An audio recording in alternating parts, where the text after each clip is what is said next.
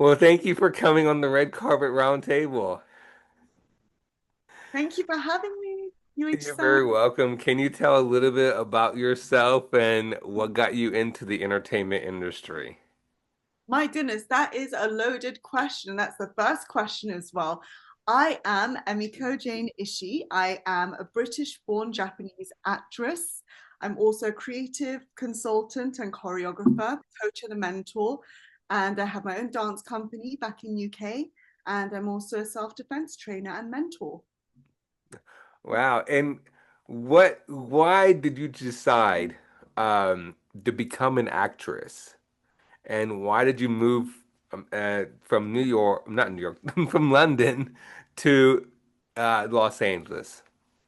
Yes, I always loved acting, but at the same time, I never was someone that was very confident as a child. So at 13, I didn't even speak to people. I was that quiet girl, the very stereotypical quiet Japanese girl in the back, very diligent. And when I first entered drama, and I think I was playing Titania in A Midsummer Night's Dream in the UK. And then that's when I realized that that's what where I belong on stage. I felt that I felt more myself. I was able to express myself, things that I wasn't able to do before. And that's why I decided that the stage is somewhere where I felt very much at home, a place where I could express myself and also feel confident, something that I did not feel before.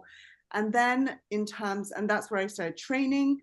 I went to drama school. Well, when I say drama school, it was basically for children, but I was told that, you know, there are no place for Japanese actresses or artists. So you should stick to either dancing because there's more work there. And my main thing was, well, watch me. I will make it happen. And I think everything that has led up to this point where I've moved to LA has been so that I can. I've always dreamed of moving to LA to become an actress because I believe that, since I was young, this is the place where I can be challenged. Sorry, my technical difficulties. This is probably going to happen, but let me just put my head here.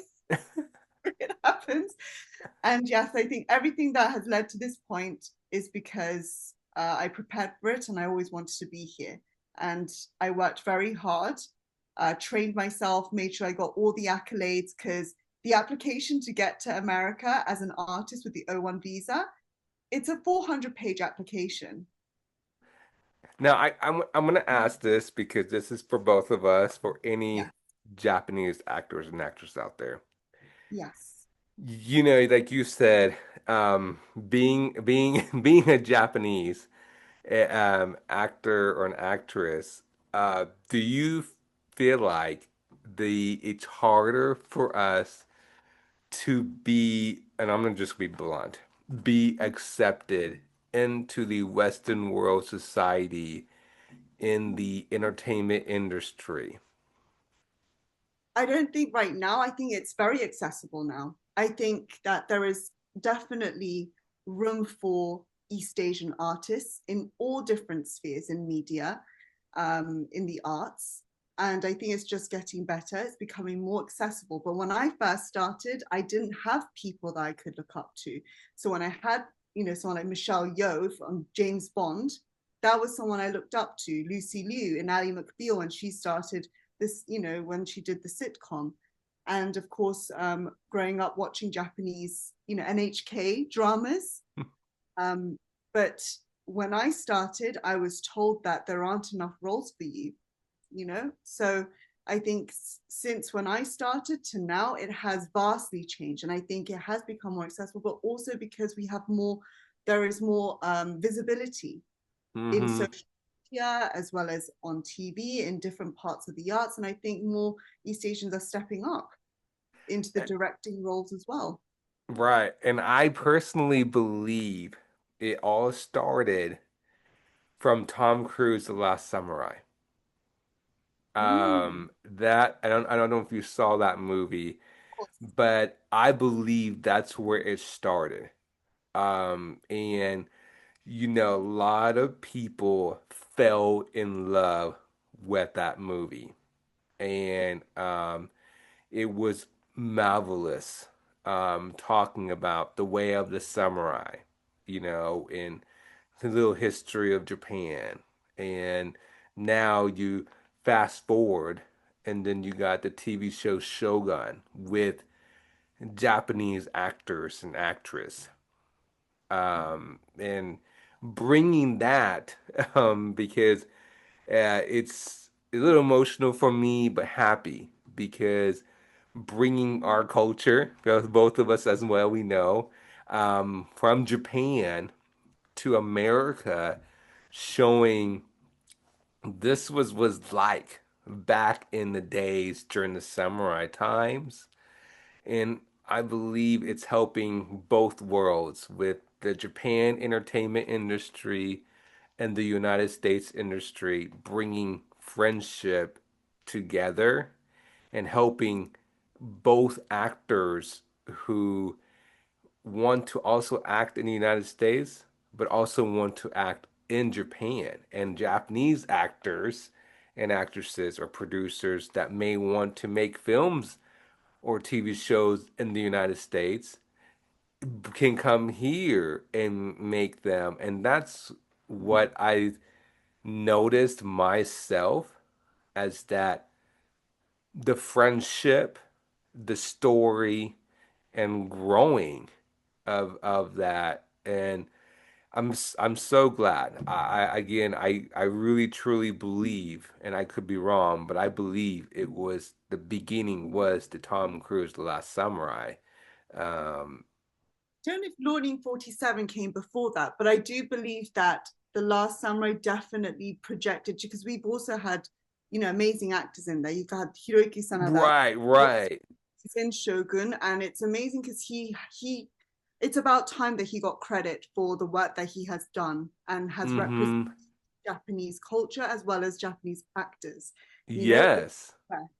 and he has a whole accolade. But it wasn't Mm, until Shogun I think he was completely and utterly noticed. And yeah. I love Last Samurai, regardless of, was filmed in New Zealand, yes, but at the end of the day, it did show a portion of the Edo period, the transition, into Meiji period, sorry. So in that sense, I think it does. I think visibility of culture, education is always great because it just gives people a better understanding and appreciation and respect for any culture. And you get that through films. Films is a reflection of, the times. Yes. Well, And it showed that, and the fact that it had Japanese and some of the translations, and it's incredible because even if you look at the translations of the Japanese, it's not direct translations mm-hmm. because Japanese is it's very it's more poetic. So Yes. but I did appreciate that, and the fact that they really highlighted Japanese artists and actresses and actors, and I now totally, you know, I just whole Japanese cast. yes, I With totally agree with you. It was a fabulous movie. I still watch it. And a lot of people in Japan, they loved it as well. It was it also highlights the Bushido principles, the principles and the yes. philosophy of Japanese conduct, values, and everything. And I think people resonate with that and appreciate, Hmm. you know. Yeah, 100%. I'm gonna keep staying on this little topic, but for you as yourself, what is your dream Japanese role? If it comes to you, what would it be, and what is your dream genre Japanese role? Samurai, horror movie, police action. What is it? What is your if somebody comes to you and said, "We want you in this Japanese TV show or film," what is your dream hope that the role you would get, and what genre would it be? Genre wise, definitely murder mystery, because I do love my Japanese. But we love our cop films and our cop we can. But also, like, that's number one, just because, and I also love Law and Order here, Mariska Hargitay. So the Japanese equivalent of that. We do, I mean, yes, my mother's always watching it, Lenzoku television dramas and everything. But also for me, because I grew up watching samurai films, anything that, like, we were discussing Sambiki ga Kiru, Abarembo Shogun, all of the classic Japanese Edo period dramas. So that would be one of my dreams. So something like Shogun was, and I actually did audition for the role of Mariko in Shogun at the time. And that audition was epic. Having to learn, old Japanese, as well as do the audition in 3 different ways, which was like full Japanese. And it was 16 pages, by the way, I had to learn. 14 actually. And then English, and then Jap English. So I did it in 3 different ways. And I think again, and it was also showing the tea ceremony. So it really challenged my knowledge of myself as a Japanese person. And I think that would be amazing, because I also do Nihonbuyo, I do Kenjutsu, and I grew up watching Japanese films. And of course, both my parents are 100% Japanese. I would love to be a great representation of Japanese culture. So that would be my dream. Of course, ninja, assassin, any day. But those are the 3 roles I would absolutely love. So, and I definitely have trained for that. I'm ready for it. So if it comes, I'm definitely all for it. Amen. I'm totally with you. Yes. Um, how do you prepare for a role? What do you typically do to prepare for a new role, physically, emotionally, and mentally? So situation dictates, depends on the role itself, but I'm always preparing. Even when you're not being booked for something, that's when you still have to prepare. Whether it is vocally, training yourself, keeping your, acting fresh, even with my training, because I do martial arts. So a lot of the roles that I do get, for instance, if I were in my most recent role, when I had to do martial arts as well as, improvise most of the script, you're basically training fully with physically, mentally, so that you're able to be able to think on the spot. Because, sometimes, again, situation, you have to adapt to any kind of situation as an actress. So that is one of the key preparations. I think mentally, being able to be on set and be prepared for long hours, being prepared for, something in terms of your actor. If you have never met that actor before and you're doing your scene for the first time on Mm-hmm. day, then you're finding that chemistry straight away. So it's connecting with, and also working with the crew, making sure that you're in a good environment, and that you're creating that environment so that you could give the best work. You're always preparing no matter what. Even if you're on screen, off screen, there's always preparation is key. Amen. That's true. I'm gonna dig into this topic about auditions. Um, for in auditions for a lot of young actors, and they don't understand it. And they think they don't what I'm trying to say is they don't understand why is there so many no's before an yes.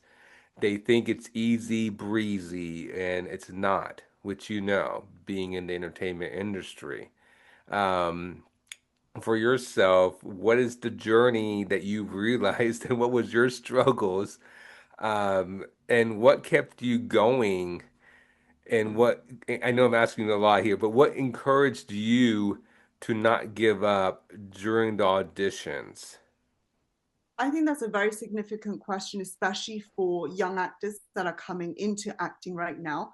First and foremost, times have changed since 10 years ago to now, when we used to have in-person auditions. So I used to go for commercial casting, in-person auditions, from London to Timbuktu and beyond.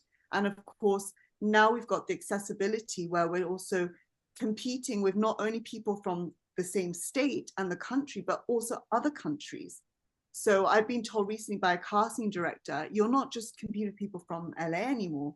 If it's a Japanese role, they're also auditioning people from Korea, from Japan, from India, everywhere, where they're Japanese people or actors. Hmm. So, first and foremost, competition is higher, and there are more people that are auditioning for that one single role. So don't be disheartened by that. that doesn't mean that you're not good enough. It's no reflection on your talent, or your merit. Keep doing what you're doing, because the right role will come for you. If it's right for you, it will be your role, and and in terms of the rejections, there's going to be more rejections than yeses. That's just the way the industry is, and I've done many auditions, many, and maybe in 1 week I've done 10 self-tapes. That was like the most I've done probably in one of the months, in 1 week. In 1 week. And that's from ranging from commercial to theatrical to even dance auditions on top, you know, and of which maybe I'll be lucky enough to get one of those out of the 10. And you know what? And also, there's two mentalities here.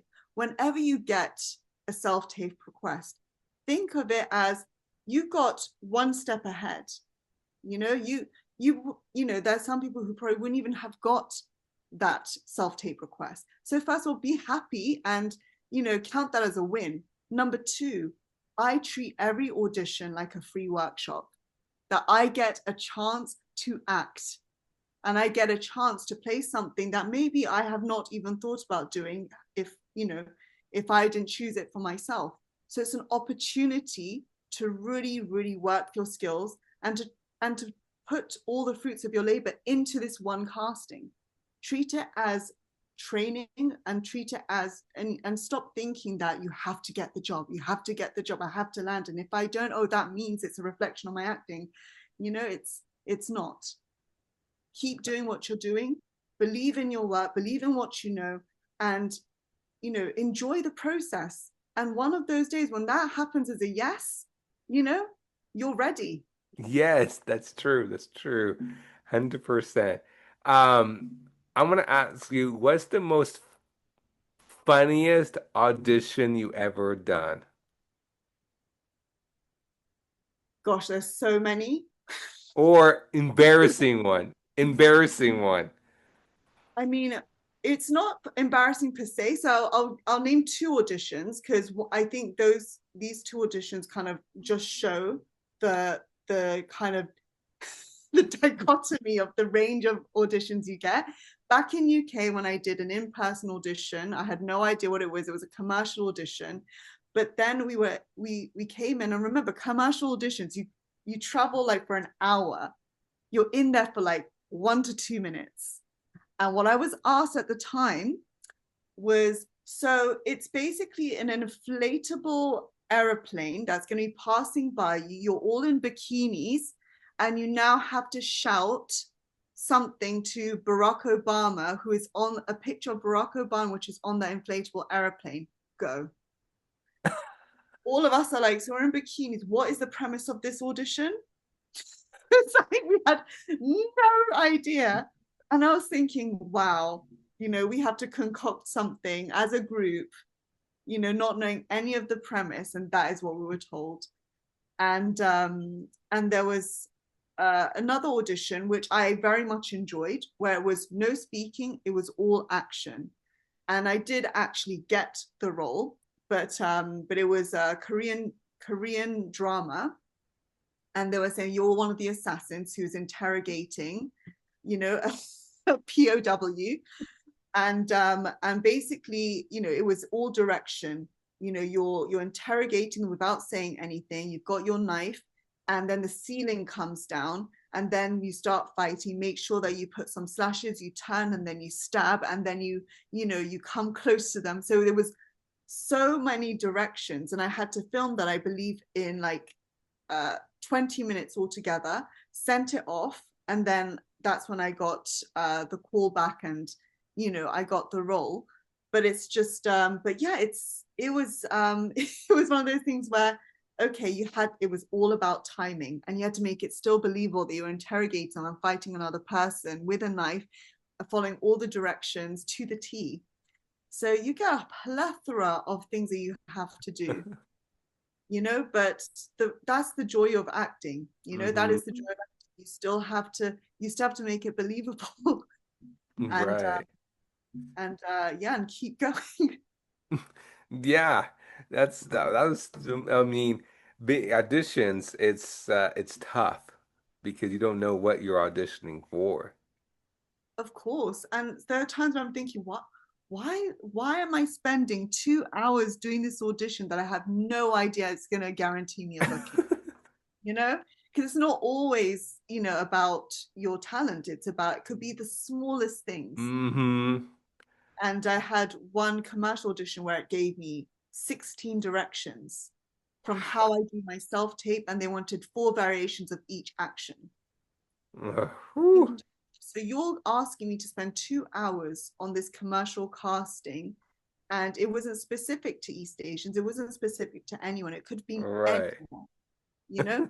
But you're still doing it because, again, it's that mentality of, I'm sure there are times where it's like, I'll rather be doing this than not doing anything at all. And it's still in the premise of acting, and I'm still training myself, treat it as training for my acting training for the day.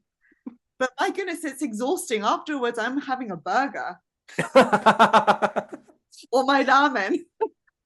Ramen. You gotta have ramen. This. I love ramen. Um, I gotta ask, because this is now happened since 2020 because COVID. Um, do you like in-person audition or do you like self-tapes? I think self tapes allows someone to revisit what they just recorded and sell the best version. But I do love the idea of having that one time, that one moment, one time. And I still have had this since I moved to LA. I've done three in-person auditions, but it was mainly commercial. But it is nice to be able to interact with the people that you might potentially work with. And that's when you cancel yourself as a personality. Sometimes when there's a screen behind, or when you're over rehearsing, or when you're redoing these takes, there's that danger of it might feel unauthentic after so many takes, whereas and that moment, just like theater, you just have that one time, they might not even ask you for a second take. So it's kind of like you're really exercising your experience in that moment. So I think there's pros and cons to both, because I did not like the traveling for 2 hours sometimes just for a 2 minute audition, for instance. You don't feel like you've put everything in front of you, but then, and at least you can do it in the comfort of your own home and meet it with your schedule. Sometimes, if I'm on set and I'm asked to come to an in-person audition, and if I don't come to the audition, I won't be able to audition again, you know? So in that sense, it gives more accessibility and more freedom to audition for multiple things, but I do love the in-person interaction. That's true. I think the self-tapes you can do as many mistakes you can, and then you don't have to, you can just send it in when you can. But in person, you're showing your own personality in Exactly. the um in the room and make connections and make friends in that small area, and that's how you make connections for sure. And even for you do podcasts online, and that's where you're in Oklahoma, I'm in LA. So it's great that it's accessible, that we can reach each other from different parts of the state. But I'm sure sometimes, there is that value of you being in a studio where you do have in-person, guests. Yeah, 100%. I totally agree with you, that's my goal, being in. But you're right. I believe like in person, like what we're doing now, or in person tapes helps. And I think, no, I don't want to say I think it's helping a lot of actors around the world. Like you, for example, or anybody that they live in New York and they have to spend some money or may not, but go all the way to LA for audition, you know, and you don't want to fly there for audition and fly back. So the good news is like you can send a self tape, and if you get it, if you don't, either way, you're ready that you can go to LA or wherever in Atlanta, Chicago, Phoenix, so on to do. And I think that's the big plus about self tapes compared to audition in person. That's what most actors say because, especially young actors who are in school. because like they don't have to worry about, okay, I'm gonna miss the class, or I can just do the self-tape and then you're done and it's over. Exactly. And you get to save time as well. So there's a lot of, Yes, you know, 100%. I gotta ask, what's the most pivoted moment in your career? the pivotal moment in my career was when I transitioned to becoming a full artist and, taking a risk in and believing in myself to be able to succeed in this business. And that is when I was offered the opportunity to become, because I worked behind camera. I wanted to go to drama school, but of course, my parents, bless them, because my great aunt was an actress as well, and she found it tough. And she was, Rita from Power Rangers. She was the original witch, Rita Gora. So yeah, so in that sense, they wanted me to have an education, which is why I went to university with film, film and American history and literature. But after university, I did work behind camera to create more opportunities for East Asians and Asian films because there wasn't many roles for them. So I wanted to create that, a space for that. But then I got offered either to be a third AD in a feature film or to become an actress in a Bollywood feature film and film in Sheffield. So I'll be one of the featured dancers as well. And I decided to do that because I love being in front of camera. That was always been my dream. That's always been my dream. So I took the risk and I said to my parents, look, just give me a year to prove you wrong. That I can make it and I can make a career out of this. So that was actually the big pivotal moment. And also in that same year, after I did Mad About Dance, was when also the Olympics were happening the following year. And I was one of the choreographic team, assistant team captains and a featured dancer. And when my parents were able to come to the rehearsal to watch the whole show, that's when they realize, right, yeah, we'll shut up and let you do what you do.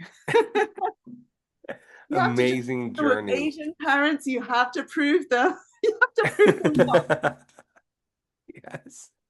and the main thing is like having the guts to say, no, this is what I want to do, Hmm. and believe in yourself. Sometimes you have to be your own cheerleader and you really have to, work hard to achieve what you want to achieve.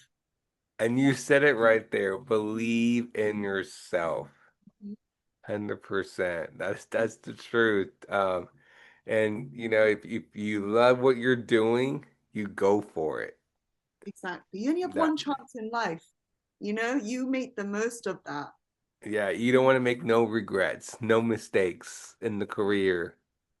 And this is the you are gonna make mistakes. This is the beauty of it, but you learn from those mistakes. Yes. And that's the thing. You can always rewrite. You can always rewrite the narrative. You can always learn from those mistakes and you're gonna get better for it. And when we're talking about self-tapes, that's the same thing. If I didn't get the role, I don't think I'm a bad actress. I think, okay, what can I do better the next time and see if Hmm. that work.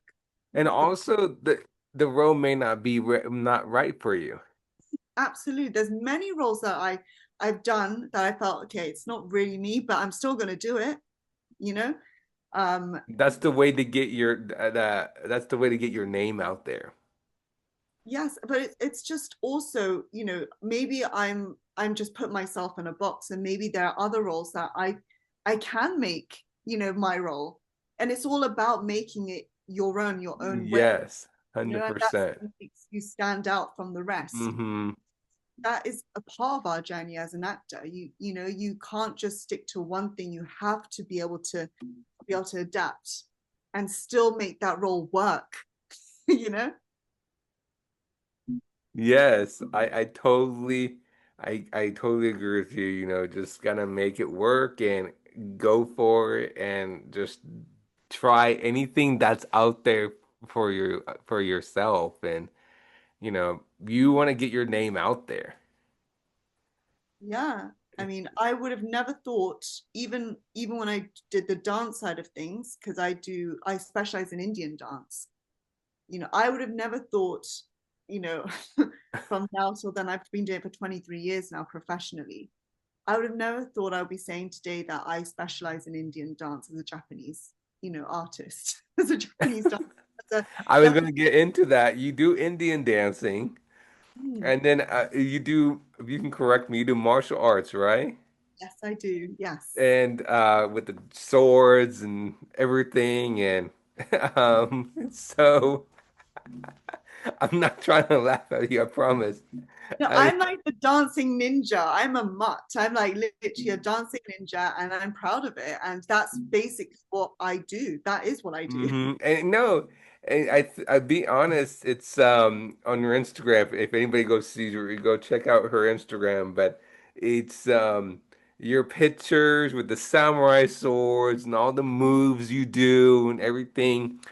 To me, that's inspiring. It's powerful because you as yourself, you are representing your culture. You're representing what you are, and I say our culture as well. It's a Japanese culture. We samurai culture. You're showing it. You're showing your moves. You're showing with the sword. You're showing all the action, and that is right there. For me, in my personal opinion, it's powerful. You're showing that you don't want the culture to die. You want it to continue.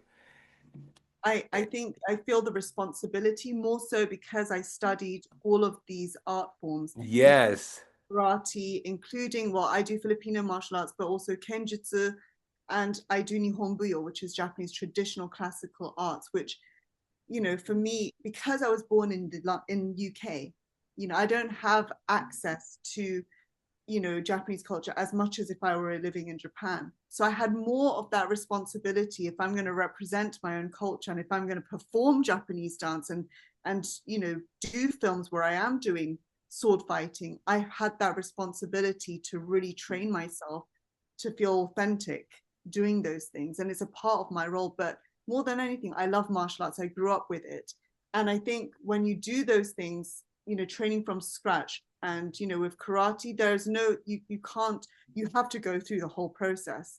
You can't cheat through it. You spend Hmm. years and years of training and understanding it. Even when black belt, when I got my black belt, that's when my training actually starts as a black belt.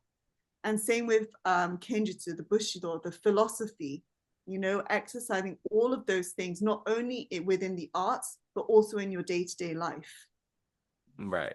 It's a And part of that. And I do want to show the strength. I want to show the philosophy, the strength, and the things that you could do with your body and mind by doing these practices.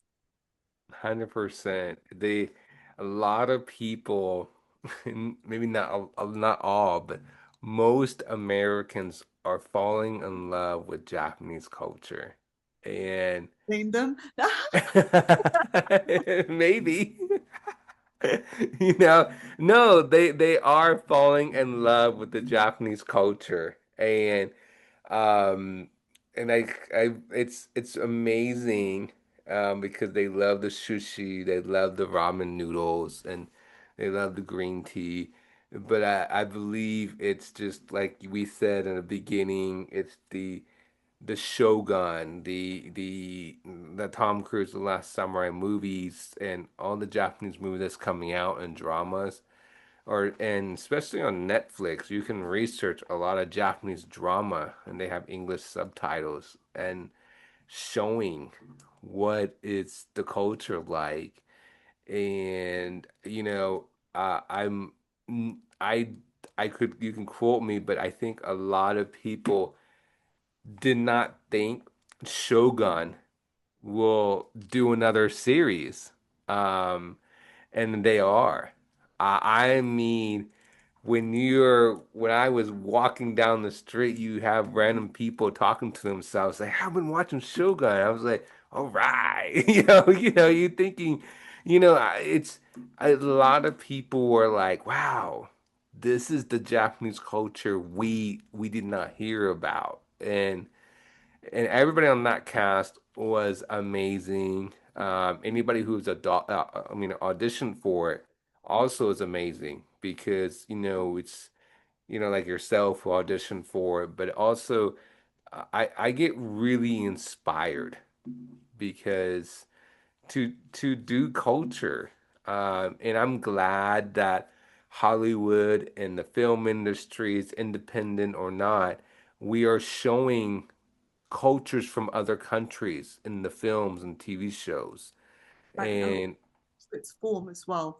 I think what you just mentioned, that it's the appreciation of representing these cultures true to its form, true to its history as well. And that people yes, respect that. You didn't have to I mean, a lot of the films, even with Tom Cruise, you do have, Western characters within it, which is very crucial to our history as well, especially in Shogun, because that is where, you do have the Western influence in and Christianity, and that is a pivotal part of our culture that was kind of not shown. So I think the reality of our history and these historical accounts are so important and imperative for people to know. When I was doing the play The Mistake, a lot of the people that were viewing didn't really know about the Hiroshima bombings and the Nagasaki bombings. So people are learning, they're being educated at the same time and being able to appreciate a philosophy, a ritual of a culture, mm-hmm.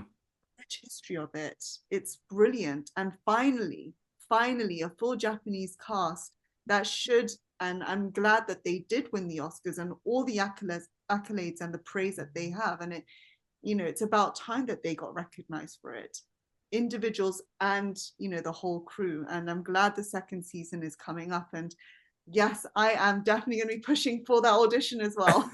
Yes, please, please, please.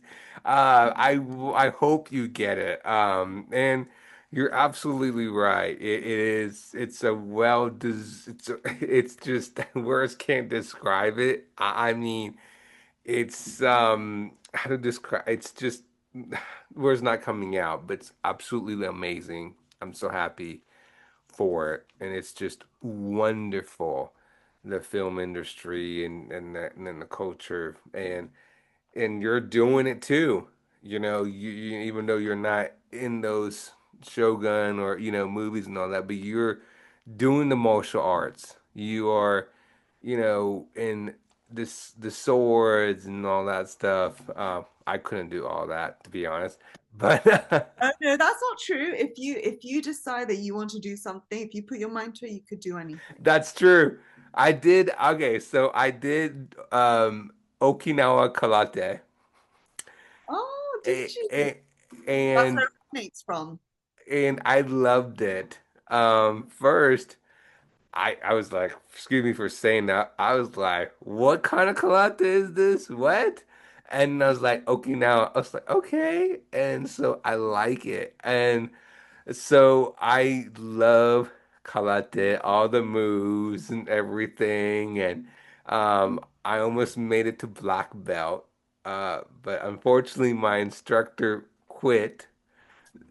So I'm trying. I'm going to probably do another karate, but yeah, I just love the karate, the culture. You bow before you get in the gym. We are all, we're all in one room learning all the moves, and it was, to me, it was, I loved it, the sword fighting and and the katanas and everything, and the sticks and what else? My mind went blank, but I loved it. It was just. I think, but I know this, that the Japanese karate in Japan, they're more intense. They are. I mean, you know what, intense, but for good reason. And I think they are training physically, mentally, and emotionally. And it is a discipline. At the end of the day, karate is a discipline. You have to train for it. And Yes, that's like why you said, there's the. a ritual. We have to wipe the floor before we train. We're saying the Hmm. before we train, and when we finish we say the dojo kun and also wipe the floor as well. you know Yes. it's done. Everyone everyone knows I felt like an imposter because when I got there and I was given the zorking, so it was zorking. I'm saying I'm doing Jap English right now, but the cloth to wipe the Yeah, it's floors. Zoki. I know he's saying. I was yeah, but for the I was like, what is this for? And they were like, I was thinking, oh, I felt like, oh my gosh, I was like, I was about to leave and they were like, no, you have to wipe the floor. So I love that discipline still instilled. And it's not, and it is to, it's very typically what Japanese culture is all about. It's about respect. It's about respecting the art, respecting the place that you are working, respecting your peers, and your fellow, karatekas. And I think, that's why it has continued for so long and internationally, JKH, Hmm. And karate. and to be honest, that's why the original Karate Kid, uh, amazing, amazing. I believe, Mr. Miyagi, you're missed, but amazing. Everybody was like, paint the wall or paint this, and you're like, everybody's like, what? And it's like, what? Up and down, and it's. But it was, I loved it, and I believe that was a good way to represent you know, the beginning phase of the karate era, in my personal opinion. They're showing that in my acting classes, as showing that repetition is key and the principles and the character arc, from someone who has no experience to them becoming like a, competitive fighter, but it's not about fighting. It was never about the fighting. It was about believing in yourself and doing the whole process. And they've shown that in acting classes nowadays to show that trajectory. And I appreciate that. And of course, like I grew up with the Karate Kid. That's one of the reasons why I started karate, and then Cobra Kai coming up. I mean, Hmm. it's a huge franchise, and why not? We've got this nostalgia. It's got so much, and Pat Morita, Mr. Miyagi, off my forever like idol, and the fact that he was a comedian, he got into this role. I mean, I was shocked when I heard his actual accent. He didn't speak like wax it off, breathe it in, breathe it out. You know, proper American He accent. When I saw he like he's was absolutely he was absolutely amazing. I watched his what was it? I think it was Red Carpet. I don't remember. But on YouTube, and I was like, I thought I heard him. He doesn't have an accent, or maybe he does, or I don't. It was he was funny. I was like, okay. hilarious, and I mean, his legacy of that role is continuing till this day, So Yeah, the next Karate movie and everything. It's amazing that the culture is still going, and the film industry is going, and the Japanese actress and actors are growing in America and Japan, and especially in America, and bringing all the culture, and it also is a testimony that you can bring your culture to America and make films. It's okay. We want to see your culture. We want to know what it's like in your country as well, and I truly admire that. I love it. Seeing, Chinese, Korean, and so on, the dramas, the TV shows, and it's amazing for me to I agree. I learn all think that. Teacher's Plan film is a great source where you get to really learn about Hmm. every culture, And when I went to film school, before I went to film school, I went to the libraries to rent out different cultural films for every country, whether it was Korean films or K drama, or of course Bollywood. But yeah, and those films exposed everything, from how people live, their principles, their mentality, how they work. And that knowledge for me was power, because at least then I'm able to interact with those people. I'm able to have a dialogue, a conversation. I get to have appreciation. I get to represent their culture well. If I'm ever in any film that, especially when I was doing Bollywood films, it made them appreciate me for really taking the effort to really understand their culture and train it from scratch. Mm-hmm. When I used to go to shows, they were like, you do understand what Indian dance is. I got tested a lot. They doubted me a lot, but most often they're not. Like, most often they're proved wrong because I did take the time to understand their culture, to learn about it, Right. study it. And I think that's what's happening now. I think more people are exposed to every single different cultures, including the Mm-hmm. Japanese. Look at the matcha craze right now. We're running out of matcha. They're only allowing like one matcha per person in Japan. So, I think this appreciation, respect for culture, and actually wanting to know more about it, I think it's a great thing. It's bringing more understanding, Mm-hmm. that brings more dialogue between people and bring cultures together. Amen. And it's true. And like our goal is to change one person or many people in a living room or in a theater. We hope and we pray that we're changing them. They're changing their views, their ideas by watching something to make them think about it. And that's Exactly. that, They don't always have to agree, they don't always have to agree, but at least it opens dialogue and it allows yes. more, and have an understanding and appreciation with a different perspective apart from their own. Mm-hmm. Because that's what you're pretty much doing as a human. We're all Right.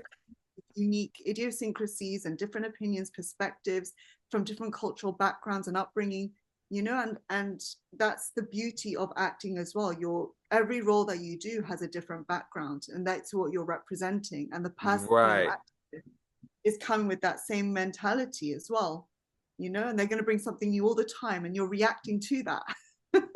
Yes, culture background, 100%. And that's I totally agree with you. So, if somebody comes up to you, probably both of us, if somebody asks us, what is the number one Japanese food they have to eat or try? What would it be? Maybe we both can come with the same answer, but let me have you go first. I think you know what I'm going to say, but it will always obviously be shoyu ramen and gyoza. And or in terms of drink, as a child, I always loved cream soda, which is melon soda with vanilla ice cream on top. For those that don't know, so I would have actually said that. That's the first thing I eat every time I land in Narita Kuko. I would say um curry rice. Mm. Kale. I think you have to have curry rice and definitely go to the Japanese vending machine in Japan. If you are in Japan, go to the Japanese vending machine. That's a And I will say this, a lot of people, when they come back from Japan, they were like, I have to go back. And you're like, why? And then usually, most of them, not all of them, they're like, the vending machine. And I said, really? And they said, yes. I didn't know I could get food from the vending machine. You know? pizza. I mean, it's Japan just thinks of all the its convenience that they Yes, and yeah. there's 7-Eleven store. So you're like, I'm hungry. And they're like, you can go in they're like, if you tell them, you're like, you can go in 7-Eleven and get food. They may think you're nuts, but when they experience it, they're like, Oh, what? oh yeah. Well, that's why we are the culture that is number one in omotenashi for welcoming, because we think about the convenience of other people. Yes. That's our convenience store. But yeah, the vending machine. I love the coffee, the hot coffee that you could get from the vending machine. It's already hot, and you're just like, happiness in a cup. And yeah, 7-Eleven, which is why they're trying to now bring this Japanese 7-Eleven style into the US as well. And can you imagine how amazing that would be? I would be getting the onigiri all the time. I wouldn't have to go to Nijiya or, Japan Central here anymore. I can go to my local 7-Eleven and get the good bentos. Yes, 100%, 100%. Yeah, that's true. I love their kohi jelly, their coffee jelly. I've never tried the corky jelly. That's really interesting. You need to try it. It's good. It's good. Anybody out there, try More it. about Japanese culture than I do, because you probably go there more than I do as well. And for those that obviously have not met Yoichi, I was fascinated that you are half Japanese, you can speak Japanese, and you know so much about Japanese culture, and that's great. I get to speak to someone who, is from my background as well. Yes, that is true. I mean, Japanese food is amazing. The kohi jelly, the curry, what else? My mind went blank. But you have to try the kohi jelly. Um, and you're based in LA, is that correct? That You is need correct. to go to Little Tokyo. I have. I have been to Little Tokyo. Yes, because of the food, the matcha, and they've got the first, like, I think they've got the okashiya, the Japanese traditional okashi, which we don't normally get. And the fact that it's still standing, that's something so a gem, I think, in Little Tokyo. And it's a historical place, for Japanese immigrants. Yes, Also, 100%. yeah, absolutely. I love the vibe there. I do love going there. And of course, the JCC is there. So the fact that they still uphold all the Japanese culture, but also the traditions, like Bon season. Of course, they've got Nisei Week, coronation I just recently judged for. I was just amazed by how they are upholding the history and culture, but also the Japanese American history, which is also equally as important and so fascinating, and I'm exposed to that. And I'm so grateful that, we are in a country that is a melting pot of different cultures. Yes, I agree with you. I'm so grateful as well. It's so accessible. It's so accessible. If I wanted to go for ramen, I do go to Little Tokyo or Sawtell, which is my local Japan town for me. Or if I want to go further, Orange County. So I got to really understand America demographically because of food. 100%, 100%. I love um the Japanese food and everything. Oh, yeah, and yeah, the food. I could just go on and on. Sorry, but the food is amazing. The food. Absolutely. If you had to name like one a Japanese show or Japanese American show that represents Japanese, which one would it be? I know you said Last Samurai, but what is a must watch? Um, Or even Japanese American? um, I know this. I know we talked about it. It's probably Shogun. Um, that is probably the closest they came to the Japanese culture. And I don't, yeah, I want to say that's true. That came to the closest to Japanese culture, the samurai, the way of the samurai. Um, and I want, yeah, it is true. They went back and did what it was like back then, the real samurai fighting scenes and the lore, the Tono-sama, and all the retainers and everybody back in the days. Um, how the ladies were dressed back in the days, and that is the truth, how it was back in the days. So I absolutely give a shout out to the director and all the actors on that set. And yes, I totally agree. That's what I want to stand for.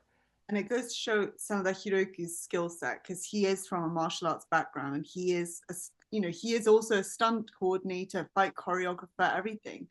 So it also shows his knowledge, his vast knowledge of Japanese martial arts, because he, I think, comes from a Kyokushin karate background as well. And of course, he's Kenjutsu master. So, in all the films that he has done, he has shown that physical ability and finesse. I think that's so something to highlight. And of course, they also, in terms of Japanese traditional, weapons as well. So I think it really highlights the beauty of that. Another question: what would you like to see more in terms of Japanese like dramas? Um, What kind of Japanese drama would you like to see more of? We've got the Shogun, we've got the Katai. Of course, if you've seen Rurouni Kenshin, which is amazing, five. I wanna see more Japanese romantic dramas. Ah, I think that this sounds harsh. I think Japan is falling behind with Korea. Um, and it's sad to say that, but South Korea drama, romantic drama, outbeats Japan. And when we watch K-dramas, uh, it, it it shows all that we describe the love and affection um, compared to the Japanese drama. You know what I'm trying to say? And that is what I believe is I want the Japanese and the oh.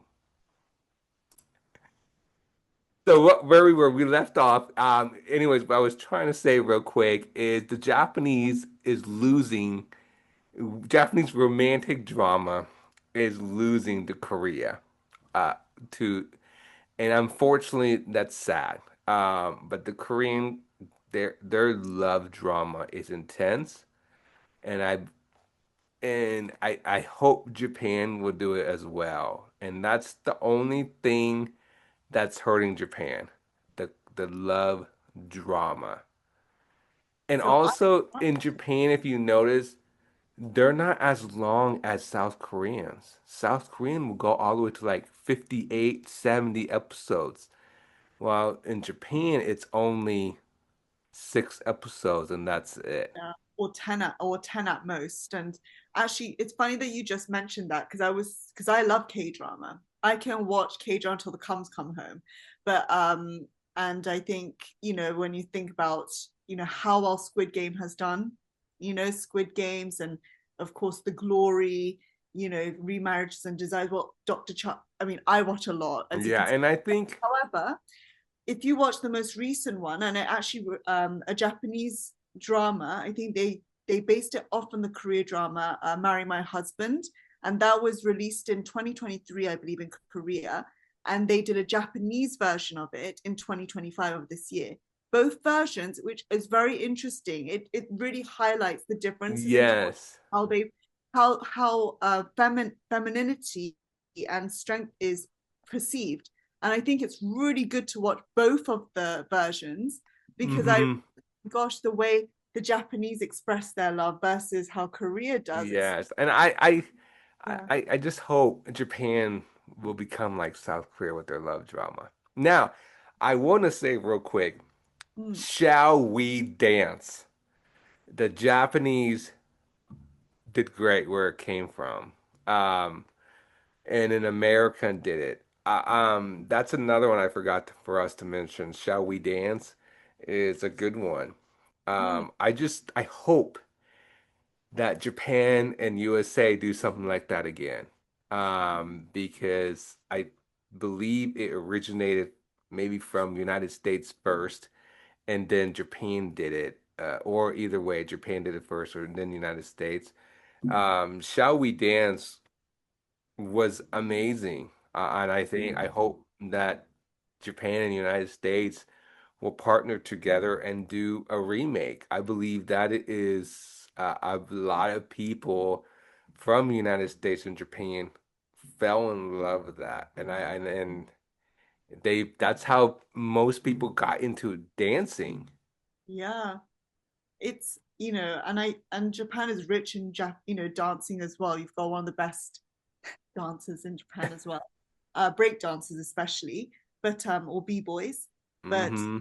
I think something that you've highlighted is the day to day. We're missing the day to day life of a Japanese American or Japanese culture. We see the historical side of things, like with the samurai and what people are more familiar with. But in terms of the day to day cultural living, I mean, we've already seen Brother's Son, in terms of Chinese culture, Chinese American, Korean Americans with our Fresh Off the Boat and everything like that. We haven't got a Japanese sitcom that shows the Japanese mentality or Japanese American. I would love to see more of that. And I would love to be a part of that. Same with actually in London, they did Giri Haji, which is Hmm. the Yakuza kind of background. And, I would love to see more of that. It's the Yes, day to day, daily Japanese culture and the mentality. And, I mean, I think that's something that I would like to see more of. Like you yes, said, the romantic side of things and just regular, life of a Japanese right. person. Wow, that's true. That's true. Well, Miss Emiko, I really appreciate you coming on. Yes, thank you for having me. It's always great to talk about so many things, and clearly we love our food, our Japanese food, and we love our dramas.